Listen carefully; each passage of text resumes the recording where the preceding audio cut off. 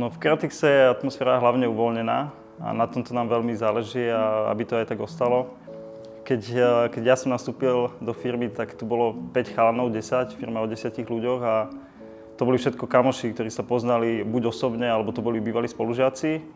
A vtedy vznikla taká rodinná atmosféra a toto sa snažíme zachovať, aby to stále ostalo. Aj snažíme sa to vštepovať tým novým ľuďom, ktorí sem prídu, že je to hlavne o tej rodine, aby sme spolu držali pri tých ťažkých situáciách, aby sme sa podržali.